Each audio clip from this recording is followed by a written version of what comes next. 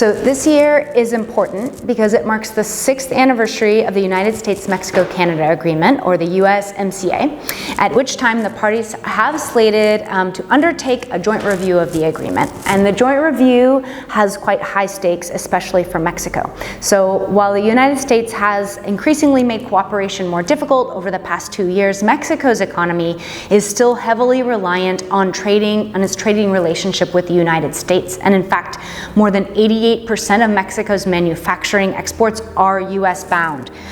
Any failure to come to an agreement would result in substantial disruption between specifically the United States and Mexico, but also trading with Canada. So Mexico seems very committed to coming to an agreement. Many of the goals within Plan Mexico are about growing and developing along the supply chains in high-tech and manufacturing sectors. And those sectors, the demand will come largely from the United States, at least at first. And so Mexico's success in Plan Mexico is closely tied to Mexico's success under the USMCA.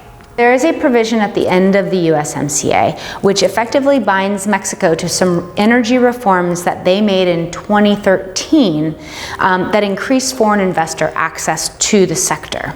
When President Sheinbaum's predecessor, President López Obrador, reversed those reforms, immediately US investors began to be uncomfortable with the difficulty that they were having in accessing that sector, and the United States has brought a state-to-state claim against Mexico on that basis.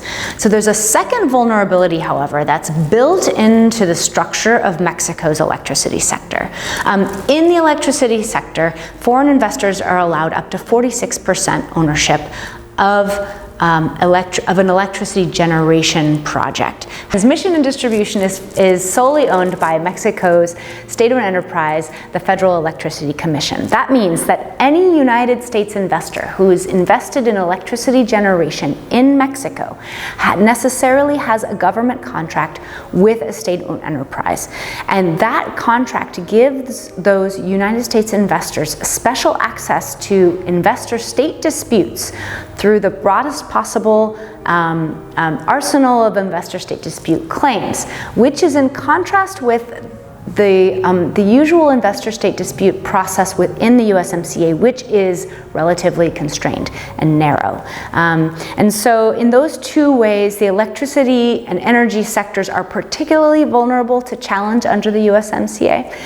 But there is a broader way in which Mexico's Plan Mexico could be challenged under the USMCA, and that's through future policies that will be put into place. So we anticipate that Plan Mexico's goals and targets will require additional policymaking, and that those additional policies will often be pulled from a historical toolkit of policies, what we call industrial policies, which help to promote exports, to build backward and forward linkages, and to support strategic sectors.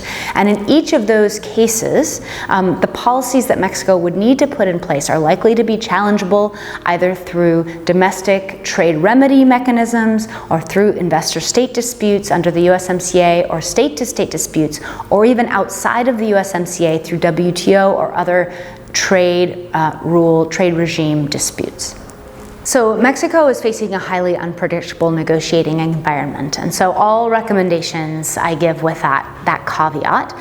However, we have argued here in this paper that existing carve-outs for state-owned enterprises that I mentioned earlier, existing carve-outs for government procurement, in particular in utility services, should be preserved, that Mexico should be focusing on ensuring that those flexibilities remain within any future agreement. In fact, these are critical for linking Mexican growth to jobs and to general sort of economic productivity more broadly in the economy.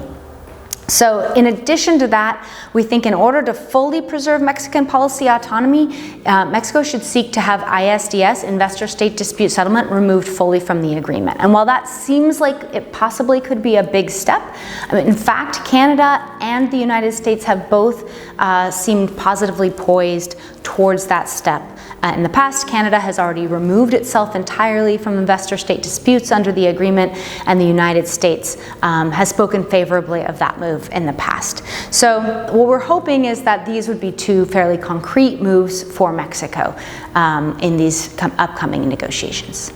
So this study on Mexico is coming out of an earlier study and previous research on global green industrial policy or climate-related industrial policy, where we sought to understand the extent to which trade and investment rules placed constraints or even provided opportunities for that kind of policy making. So diving into the story of Mexico allows us to see what that looks like on the ground. What does it look like when a country has set their development goals, has set their sustainable development goals specifically, and is wrestling with the trade and investment rules that they're involved in addition to new negotiations around those. And so while it seems like the global consensus seems to be moving away from some of the traditional norms of this global rules-based order in trade and investment, many countries like Mexico remain committed to some of to multilateral economic norms. They remain committed to the World Trade Organization. They remain committed to their trade and investment treaties. And so a case study of Mexico allows us to get a glimpse of what that looks like, how a country can both prioritize their own development policies and their development goals in a really complicated geopolitical environment.